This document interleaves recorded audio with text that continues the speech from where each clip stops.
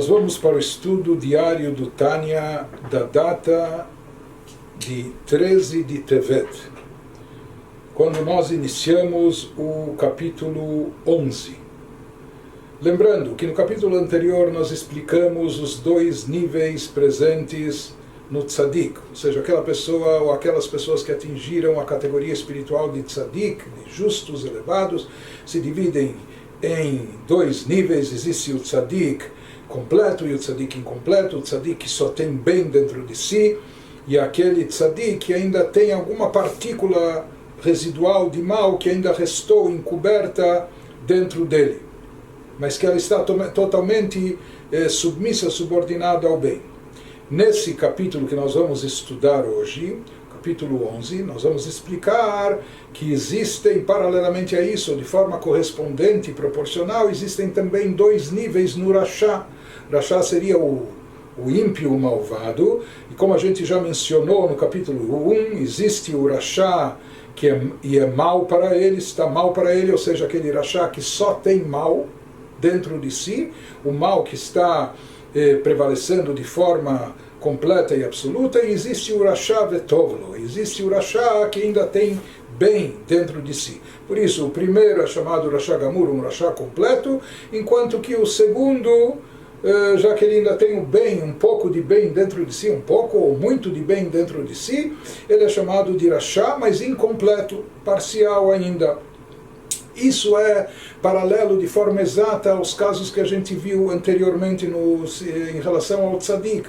Ou seja, o Rasha completo, ele é paralelo no campo oposto, não é? É o oposto contrário do Tzadik, que só tem o bem dentro de si, não é? Que é o nível mais elevado de Tzadik. Então aqui o contrário, o nível mais baixo, pior de Rasha, é o Rasha que só tem mal dentro de si, não é? O que permaneceu dentro dele, o que sobrou pelas escolhas que ele fez durante a sua vida, etc., até aquele momento, só restou mal presente, atuando dentro de si.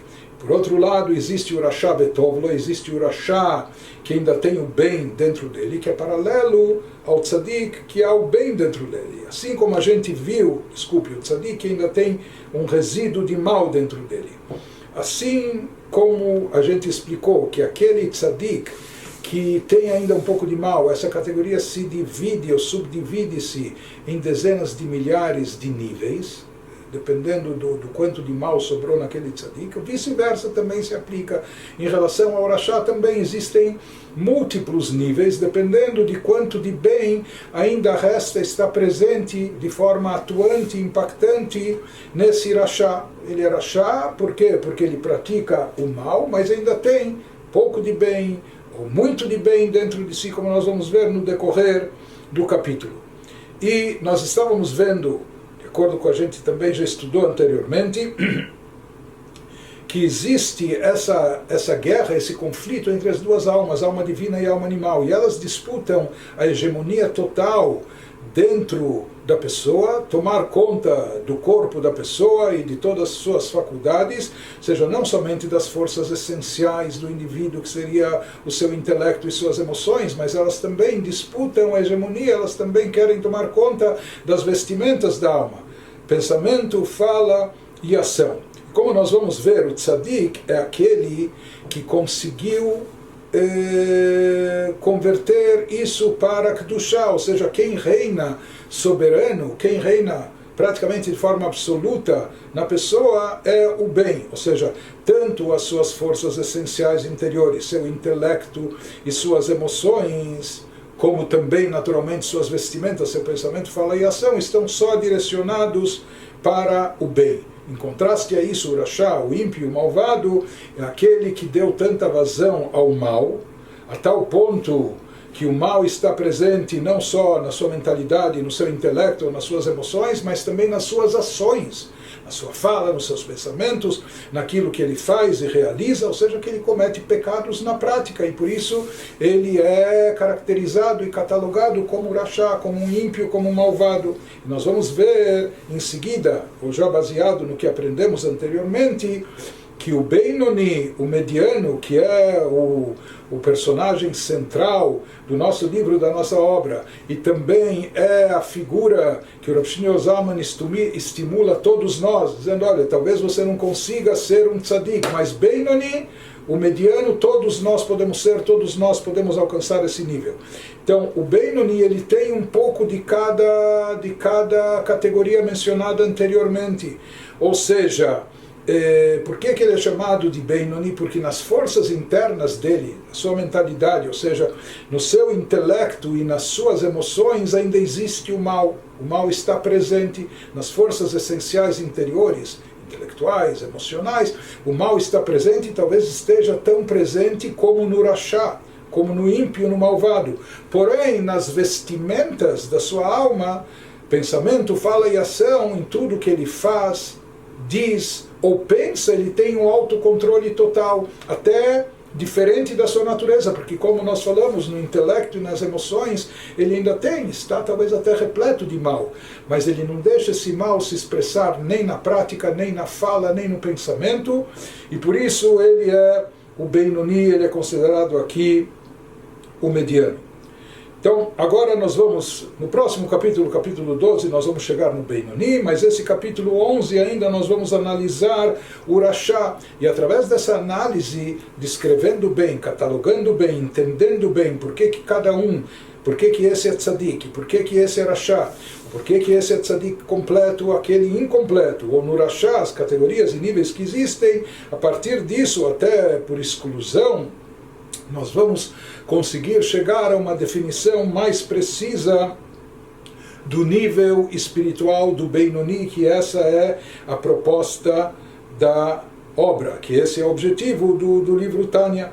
Então ele começa nos dizendo agora no capítulo 11, Veze leumat ze, Rasha vetov lo leumat tzadik veralo, דהיינו שהטוב שבנפשו האלוקית, שבמוחו ובחלל הימני שבליבו, כפוף ובטל לגבי הרע מהקליפה שבחלל השמאלי. Ele nos diz, como a gente já mencionou, o versículo que Deus fala, que Ele criou tudo de forma proporcional nesse mundo, o bem e o mal, para haver livre-arbítrio, um oposto ao outro, exatamente na mesma proporção, um oposto ao outro. O Rashá, para quem as coisas vão bem, ou seja, aqui se trata não só que a vida vai bem para ele, mas como nós falamos, que esse Rashá ainda possui bem dentro de si, ele é o oposto conceitual do tzadik, para quem as coisas vão mal. Para aquele tzadik, ele é tzadik, mas ele ainda tem, e restou algum mal dentro dele. O que isso quer dizer? Isso significa, no caso do Rashá, Rasha vetovlo, o Rasha, que ainda tem o bem dentro de si, isso significa que o bem na alma divina do Rasha incompleto, encontrado tanto em seu cérebro como na câmara direita do seu coração, conforme a gente mencionou, onde paira, onde habita, onde é a matriz da alma divina. Então, que a alma divina se manifesta em primeiro lugar no cérebro, e depois a sua primeira filial é a câmara direita do coração. Então se diz que no caso do Rasha incompleto, elas ainda se fazem presentes lá. Ou seja, elas estão lá, apenas que elas não têm domínio da situação. Elas estão, o bem ainda está presente no Rasha incompleto. O problema é que esse bem é suprimido e anulado pelo mal na câmara esquerda da Klipá, do campo das cascas que encobrem a divindade. Ou seja, o Rasha, o ímpio incompleto, ele é um ímpio. O que significa que ele é um ímpio? Que o que predomina nele é o mal. Ele pensa coisas ruins, pecaminosas, ele fala coisas proibitivas, ou ele faz coisas que são proibidas de acordo com a Torá, de ordem rabínica, o que for, ou seja, ele pratica o mal, e esse mal prepondera, prevalece dentro dele, por mais que ele ainda tenha um bem presente e atuante, mas esse bem ele está como que subordinado, ele está um pouco anulado diante do mal da alma animal que está prevalecendo na atuação efetiva do Rasha, desse ímpio, mesmo que incompleto. E ele nos diz, וזה מתחלק גם כן לרבבות מדרגות חלוקות בעניין כמות ואיכות הביטול וכפיפת הטוב לרע חס ושלום. Na mesma proporção que nós falamos do tzadik incompleto, o mesmo se aplica aqui, que essa condição de rachá, de ímpio, que ainda tem algo bom dentro de si, essa condição também é subdividida em muitas dezenas de milhares de níveis diferentes. Ou seja, aqueles que são considerados rachá incompleto não são todos iguais, não é um modelo padrão, não, tem vários níveis diferentes, dependendo do que? Da medida em que o bem é suprimido. Então, tem alguns que o bem, só de vez em quando, ele é suprimido, mas que boa parte do tempo o bem está atuante e talvez até prevalecendo. Mas o problema é que existem momentos onde a pessoa sucumbe ao pecado, por isso ele é chamado e definido como rachá. Existem outras pessoas que o bem já ele está mais apagado, mais adormecido, só de vez em quando ele atua, etc. Então, dependendo dessa medida em que o bem é suprimido e anulado pelo mal, quantitativamente e qualitativamente, Deus nos livre, isso vai definir as dezenas de milhares, as inúmeras categorias de rachá incompleto. Né? Ou seja, que existe uma variedade muito grande entre os níveis, comparando as pessoas entre si na sua categoria espiritual. E agora, em seguida, ele vai nos dar como exemplo, ele vai tomar como exemplo os dois extremos opostos dentro do rachá she'eino gamur, dentro do ímpio incompleto, ou seja, aquele que ainda tem o bem dentro de si. Então ele vai dar os dois extremos opostos, aquele rachá que ainda tem muito de bem dentro de si. Ou seja, que o problema é que de vez em quando ele faz pecados, mas boa parte do tempo o bem está presente e atuando. E depois ele vai dar o extremo oposto, que é aquele rachá incompleto, que tem ainda bem dentro de si, mas esse bem é ínfimo, o que sobrou de bem, o que se manifesta, é muito pouco e muito pequeno. Isso para ilustrar os vários tipos de níveis de rachá incompleto que existe.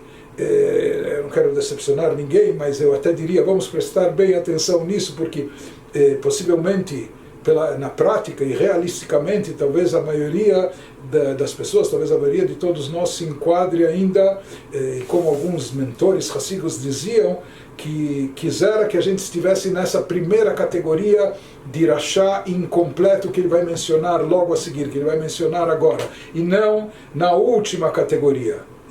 Que a gente tem que aspirar, de acordo com o Tânia, chegar à categoria de Benoni. Mas de qualquer maneira ele começa nos explicando: Yesh misha kfifa ve'abitul etzlo me'at mizeir ve'av gam zot einu bitmidut ve'lo tadir li prakim krovim ela leitim rechokim mitgaber hara al hatov ve'kovesh et ha'ir ktana hu haguf. Ao indivíduo cujo bem é suprimido e anulado, ou seja, no final o mal tem a força de prevalecer e predominar, mas isso que ele suprime e anula o bem, isso ocorre em medida muitíssimo pequena, ou seja, esporadicamente, ou talvez até raramente. E mesmo então, esse pode não ser um estado permanente, que a pessoa fica permanentemente ligada ao mal. Não, talvez uma vez ou outra ele tem um escorregão, ele tem uma recaída, ou talvez nem seja nem sequer comum, talvez não é uma coisa comum que aconteça com ele, mas acidental, que se repita em curtos intervalos, ou seja, não é algo comum que se repete constantemente nele. Não, somente em raras ocasiões o mal subjuga o bem, dominando o seu corpo, e a pequena cidade, conforme a metáfora que nós utilizamos antes, não é? Os dois reis disputando o domínio pela pequena cidade que é o corpo da pessoa e suas faculdades. E mesmo então, quando o mal consegue sair vencedor, ele não domina todo o corpo, mas apenas uma parte dele, que obedecerá aos caprichos do mal.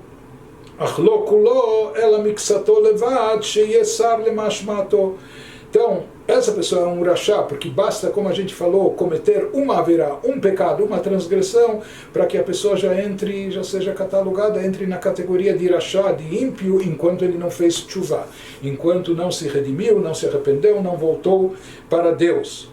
Então, por isso, já que essa pessoa peca, é chamado de Rashá, mas pode ser aqui que ele peca raramente, esporadicamente, uma vez ou outra, não com frequência e não com constância, ou seja, são atos esporádicos, etc.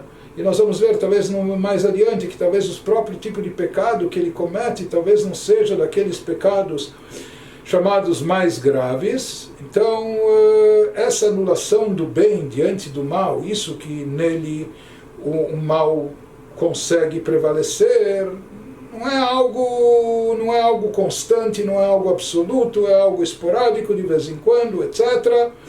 E que quando ele domina a pessoa, domina parcialmente, mas não na sua totalidade. Por mais que naquela hora que ele leva a pessoa a cometer o pecado, seja em pensamento, em fala ou ação, benaselo merkavá o levush, leitlabesh bo echad mishlosha levushei anal. Porém, naquela hora que ele peca, ele se torna um veículo e vestimenta do mal, um veículo transmissor do mal, retransmissor do mal, ou seja, ele se anula, assim como o veículo está anulado diante do condutor, ele também fica a serviço do campo negativo, e também ele se torna uma vestimenta do mal, ou seja, o mal investe sua energia nele, ele está revestido do mal através das vestimentas da sua alma, pensamento, fala e ação, que estão naquele instante direcionados para o mal, que se veste em uma das suas 3 vestimentas mencionadas acima. E ele aqui exemplifica, ele para ilustrar, nos traz situações como essas envolvendo cada uma das 3 vestimentas da alma. Dehainu, ou seja, o bemase elevado.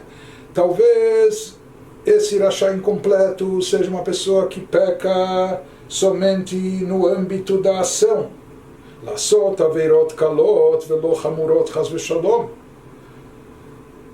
cometendo algumas transgressões menores e não maiores, Deus nos livre. Ou seja, ele peca, ele faz, agindo com ação, coisas proibitivas, mas coisas não tão graves. Ou, ele nos diz, o bedibur levad, talvez somente ele peca no âmbito da fala, ledaber avak lashonara veleitzanud vekarregavna, e mesmo assim, naquelas coisas ainda não tão gravíssimas, proferindo alguma maledicência limítrofe, ou zombaria também limítrofe. Então, aquelas coisas que são proibidas, quer dizer, por pouco, são proibitivas, mas ainda não é a coisa mais grave. Então, ele nos diz que mesmo aquela vestimenta comprometida, seja a vestimenta da ação ou da fala, da alma, ela não está envolvida e comprometida com as coisas mais graves, mas com aquelas um pouco mais leves. Ou bemachshavá levado, ou talvez até, imagine, quer dizer, uma pessoa pode ser considerada urachá, mesmo que ele não faça nada de mal e nem fale nada proibitivo, o problema é que ele pensa coisas que são pecaminosas, mas basta até o pensamento para ele já ser catalogado como rachá, se é um pensamento proibitivo. E aqui não se trata, como ele vai dizer, não é que ele está pensando, Deus nos livre, em pensamentos hereges ou idolatria, etc. Não. Aqui se trata inclusive de algo mais leve, ou bemachshavá levad, hirurei averá, akashim me averá, ou somente no âmbito do pensamento, aquilo que os nossos sábios descrevem, ideias de pecado. Aqui ele faz mais alusão a ideias ou pensamentos sobre pecados sexuais, que são piores do que o próprio pecado, de acordo com os nossos sábios. E conforme explicado nos livros de pensamento judaico, Maral de Praga, etc., que eles dizem, na realidade, o que é mais grave. São os pecados cometidos na prática, na ação, ou na fala, ou no pensamento. Então, num primeiro momento a gente poderia pensar, o pensamento é uma coisa muito abstrato, não é? Uma coisa, não fiz mal para ninguém, não é? Talvez a pessoa pensou mal do outro, mas desse pensamento é ruim estar pensando isso, mas talvez não acarretou consequências, desdobramentos. Se a pessoa falou mal do outro, às vezes essas palavras podem ser letais e fatais. A pessoa pode mandar torpedos e matar, ou seja, acabar com a imagem do outro, falando algo ruim, etc., do outro, etc. Quando a pessoa age e agride o outro na ação, pior ainda. Não é? Mas a gente talvez tenderia a imaginar que o pensamento não é tão grave. Porém, os nossos livros, eles dizem, na consequência da ação, pode ser que o pensamento não seja considerado tão grave. Por outro lado, já que o pensamento é a faculdade mais elevada do indivíduo, é a parte mais elevada da sua alma. O ser humano também no judaísmo é chamado de medaber, aquele que fala, que o dom da comunicação existe na criatura humana. Então a fala também, a comunicação é algo importantíssimo. Porém, acima disso é o pensamento. Por isso se diz que a pessoa não para de pensar, o pensamento é incessante. Por quê? Porque o pensamento está unificado com a própria alma, assim como a alma não pode parar sequer por um instante de vivificar, de dar vida, vitalidade para o corpo, senão a pessoa perderia a vida. Da mesma maneira, já que o pensamento está completamente unificado com a alma, é uma vestimenta, mas uma vestimenta com a pele, não é? Interligada com a alma. Por isso, assim como a alma age continuamente, incessantemente, o pensamento também, ele não para, ele é constante. Por isso também o pensamento é a vestimenta mais elevada. Por isso se diz que às vezes existe uma gravidade maior no pensamento pecaminoso, mais até do que a fala e a ação. Por quê? Porque aqui a pessoa está comprometendo o que ele tem de mais precioso, de mais caro e elevado, daquilo que é mais elevado e sagrado que Deus lhe concebeu. O pensamento, quando a pessoa investe esse pensamento em coisas ruins e pecaminosas, então isso também tem um efeito negativo muito ruim para a alma. Ele nos diz, וגם ממנו מהרהר באווירה לעשותה, אלא בעניין זיווג זכר ונקבה בעולם, שעובר על אזהרת התורה ונשמרת מכל דבר רע, שלא יהרהר ביום וכולי. O mesmo quando o indivíduo não pensa em cometer efetivamente o pecado. Não é que ele está cogitando ou pensando em fazer o pecado, mas meramente ele está pensando na relação sexual de homem e mulher, violando assim uma proibição da Torá. Guarda-te de toda coisa má, ou como dizem os nossos sábios, não se entregue a pensamentos durante o dia que podem te levar ao pecado, depois durante a noite, etc. Então, talvez aqui não é que ele está cogitando em pecar, em fazer o pecado, mas ele está tendo pensamentos, não é, que não são adequados naquele momento. Isso daqui já é considerado algo negativo, um pecado. Ele nos dá mais um exemplo de pecado cometido apenas no pensamento e pelo pensamento. או שאישה הכושר לעסוק בתורה והוא מפנה ליבו לבטלה, כדתנן באבות, הנאור בלילה וכו', מפנה ליבו וכו'. Ele nos diz, ou quando surge uma ocasião adequada para o estudo da Torá, ele tinha um momento livre, ele podia estar dedicando, investindo o seu pensamento para conhecimento da Torá, conhecimento divino. E ao invés disso ele volta seu coração para coisas vazias, coisas vãs e fúteis, como afirma a Mishnah em Avot, na Ética dos Pais, aquele que fica acordado de noite e volta seu coração para coisas vazias, etc. Com isso ele está se comprometendo. Ele nos fala que basta até uma coisa, qualquer uma dessas coisas que nós mencionamos acima, seja na área do pensamento, da fala ou da ação, que isso é definido como um pecado, para catalogar a pessoa como um rachá, a pessoa que o comete, que transgride, mesmo que seja uma coisa relativamente leve. שבאחד מכל לילה וכיוצא בהם נקרא רשע בעת ההיא, שהרע שבנפשו גובר בו ומתלבש בגופו ומחטיאו ומטמאו. Em qualquer um desses casos que nós acabamos de mencionar, ou similares, o indivíduo é imediatamente classificado como rachá.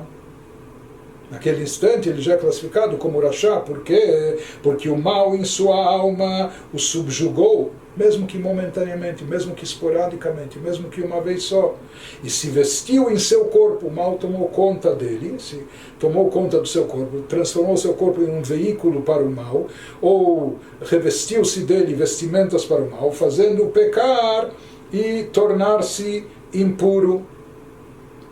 Então já que na prática, e prática aqui significa pensamento, fala e ação, mesmo que seja apenas em uma dessas vestimentas o mal predominou, se deu vazão a ele, e ele tomou conta naquele instante, mesmo em pecados mais leves, isso já é suficiente para a pessoa ser catalogada, classificada como rachá. Porém, o que acontece com esse rachá incompleto? Esse rachá que peca raramente, esporadicamente, uma vez ou outra, e não regularmente ou com constância, etc. Então, o que acontece com ele? Depois que ele cometeu essa falha, ele escorregou, cometeu esse pecado, essa transgressão, ואחר כך גובר בו הטוב שבנפשו האלוקית ומתחרט, ומבקש מחילה וסליחה מהשם, והשם יסלח לו. אם שב בתשובה ראויה לו, על פי עצת חכמינו ז"ל, בשלושה חילוקי כפרה, שהיה רבי ישמעאל דורש וכו', כמו שנתבהר במקום אחר. Então, já que ele é um rachá incompleto, ele ainda tem o bem dentro de si, ele tem muito bem, na verdade, ainda presente e atuante dentro de si. Então, o que ocorre depois que ele pecou? Depois o bem em sua alma divina o subjugará.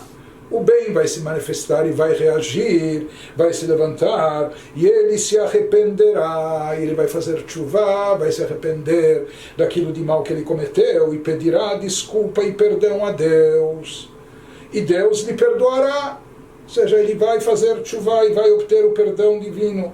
Isso contanto que ele tenha seguido as orientações de nossos sábios de abençoada memória, para um arrependimento aceitável, nos 3 níveis de expiação expostos pelo Rabi Ishmael, como será explicado em outro lugar.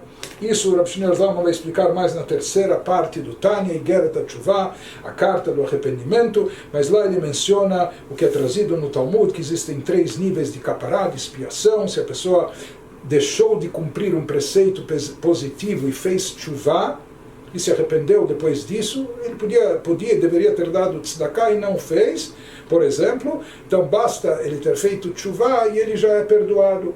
Porém, se ele transgrediu um preceito proibitivo, mas que não era passível de pena capital, morte, etc., então só tshuva, só arrependimento ainda não é bastante suficiente, ele tem que esperar até o Yom Kippur, e chegando o dia do Yom Kippur, que é o dia do perdão, da expiação, ele vai ter o seu pecado definitivamente perdoado quando ele fez tshuva e observou o Yom Kippur. Porém, se ele cometeu uma transgressão, uma proibição mais grave, que era passível até de pena capital, então essas 2 coisas, somente a tshuva e o Yom Kippur, ainda não são bastantes e suficientes. Na realidade, aqui ele vai ter que passar por mais alguns sofrimentos que irão purgá-lo, que irão purificá-lo e limpá-lo, e na soma desses 3 aspectos, ou seja, o arrependimento, o Yom Kippur e os sofrimentos, ele vai acabar obtendo também o perdão e a expiação, mesmo por aquele pecado grave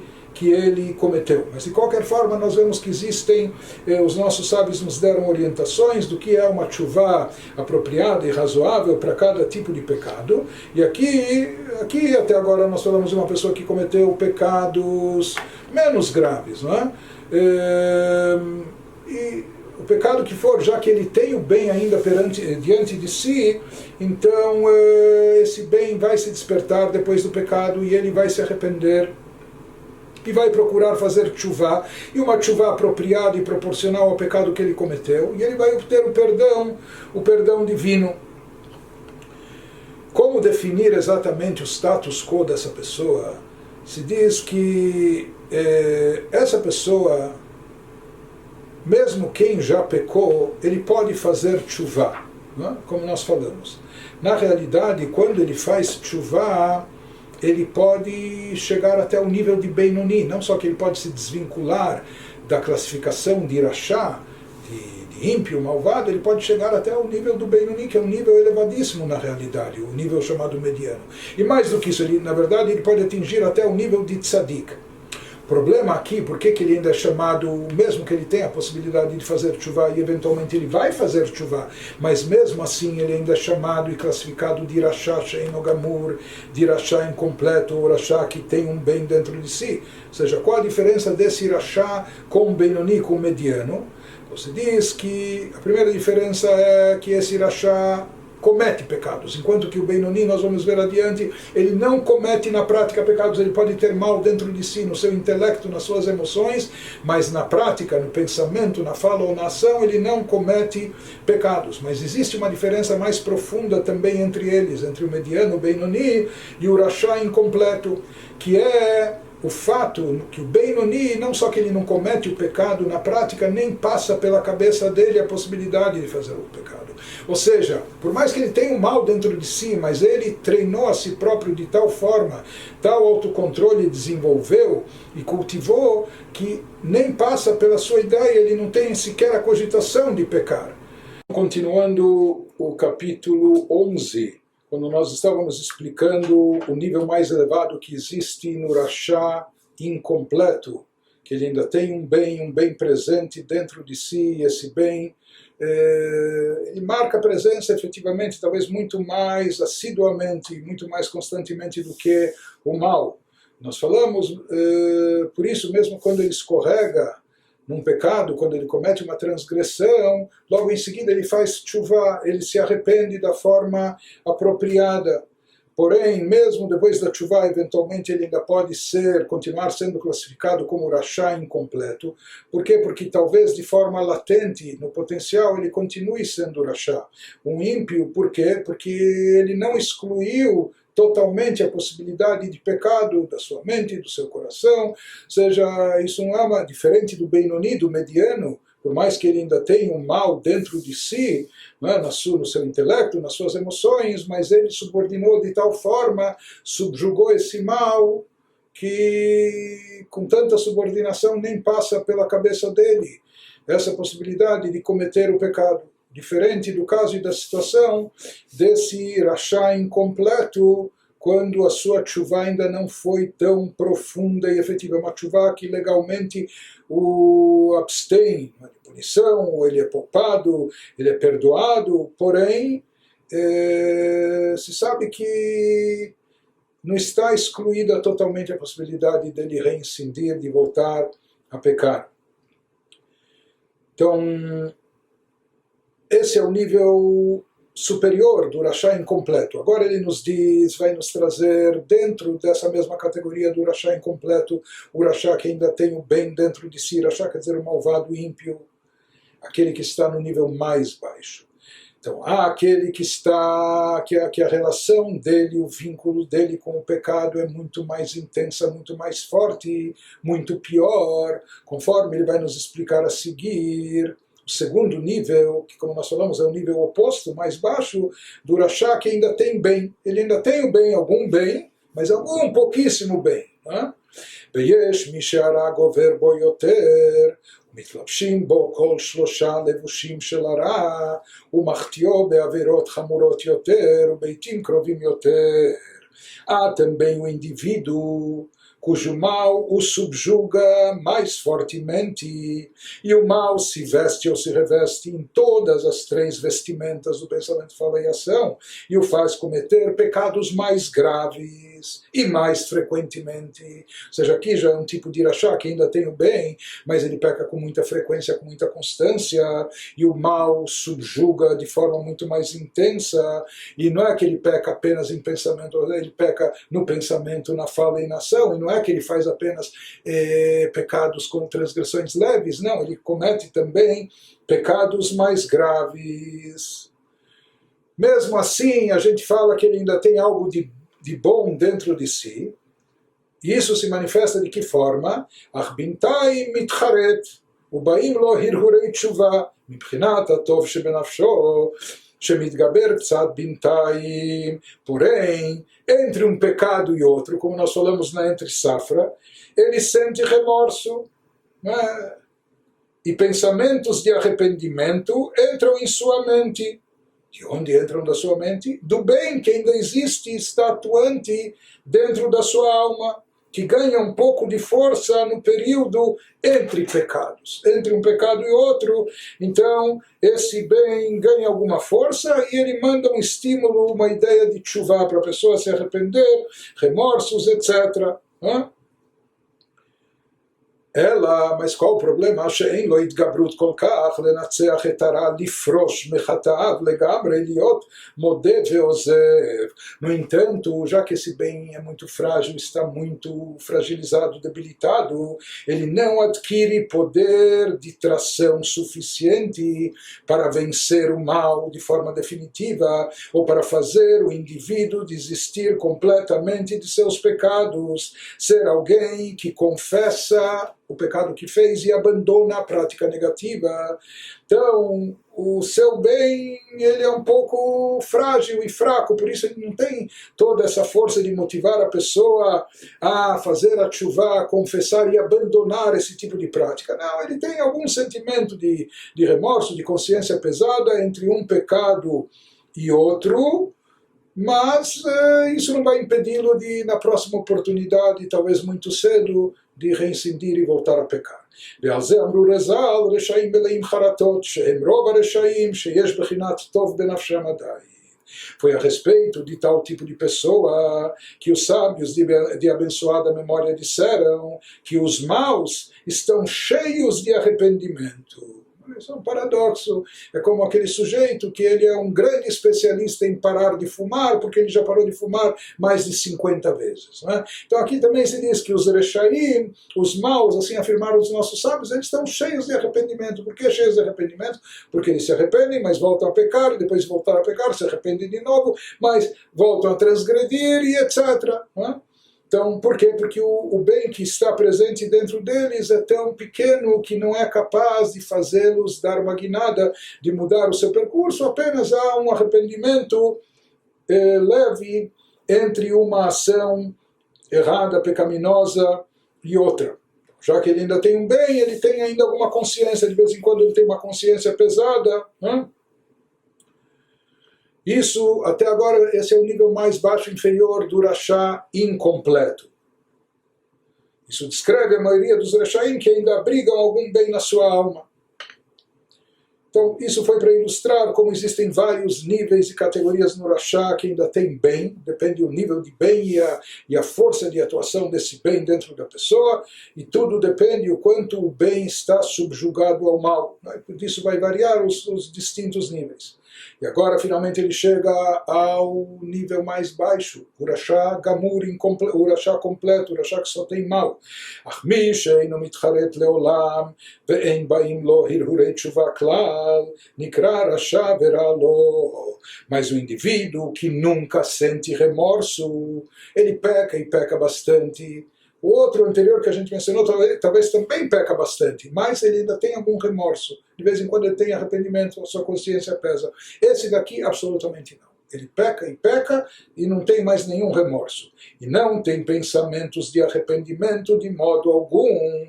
Esse é classificado como o Rashá para quem as coisas vão mal. Um Rashá que só sobrou mal dentro dele. De forma tal que o mal em sua alma é tudo o que resta dentro dele, pois subjugou o bem a tal ponto que fez o bem retirar-se de dentro dele. Por isso que ele diz, שהרע בנפשו ולבדו נשאר בקרבו, כי גבר כל כך עד שנסתלק מקרבו ועומד בבחינת מקיף עליו מלמעלה.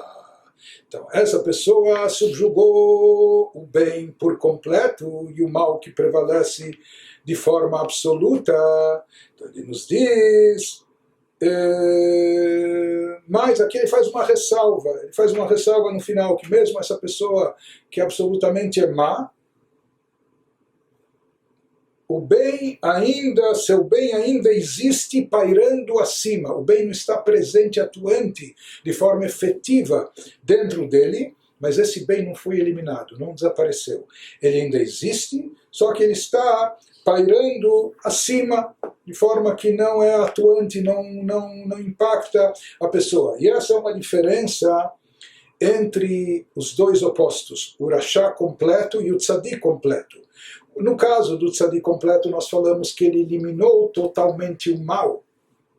ele acabou com o mal desapareceu, não existe mais, ele inclusive até transformou o mal em bem, portanto não sobrou resquício do mal. Esse mal nunca, não é que ele pode um dia entrar em erupção, um dia ele pode se despertar, pode sair de coma, não, ele eliminou o mal por completo. Isso é o Tzadik Gamur.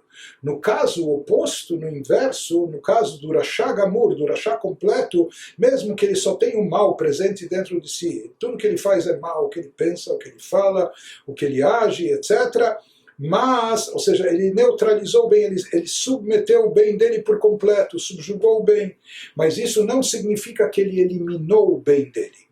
Não significa que ele fez o bem desaparecer, e que esse bem não existe não existe mais. Então essa é a força do lado bom, que é o lado que Deus deseja. Por isso se diz que no caso do Rasha Veralo, mesmo esse Rasha que tem o mal e só o mal, não significa que ele expulsou o bem, que esse bem desapareceu e que esse bem não exista mais, apenas se fala que ele não existe de forma atuante, efetiva dentro desse indivíduo, mas ele continua pairando por cima desse indivíduo, ou seja, o bem ainda resta, ainda está presente, por mais que ele não se faz sentir no íntimo dessa pessoa, afetando as suas decisões, impactando as suas atitudes. Mas a prova de que esse bem ainda está presente, mesmo que pairando por cima, por isso ele diz, sobre isso falaram os nossos sábios de abençoada memória, sobre todo o grupo de 10 repousa a presença divina. Nós sabemos que é necessário um quórum de 10 Yehudim para rezas em público, etc., para dizer certas orações especiais de santificação a Deus e tudo mais, mas se fala que sempre onde estão presentes 10 Yehudim, e lá não se faz uma distinção, não se fala que tem que ser 10 tzadikim, 10 beinonim, 10 justos, 10 medianos, não, 10 Yehudim, seja quem for, mesmo que sejam até 10 reshaim, 10 pessoas más, ímpias, reshaim gmurim, ímpios completos, mesmo assim a presença divina paira lá. Ou seja, eles atraem também a presença divina. Como e por que atraem a presença divina? Se são pessoas completamente más, comprometidas com o mal, que só pensam mal, falam mal e fazem mal, desprovidas aparentemente de qualquer bem e espiritualidade, muito menos santidade, etc. Então, como eles conseguem ainda atrair a Shekhinah, como a presença divina ainda paira sobre eles? Por quê? Porque existe um bem ainda associado a eles. É esse bem que permanece pairando por cima e que eventualmente, de uma forma e outra, mais cedo ou mais tarde, pode também acabar se manifestando. Então, esses seriam os Reshaim Murim, aquele Rasha ímpio completo, não é? Que na prática ele eliminou o bem de dentro de si, subjugou o bem totalmente ao lado do mal, e que o único bem que restou agora para ele é esse bem que paira por cima.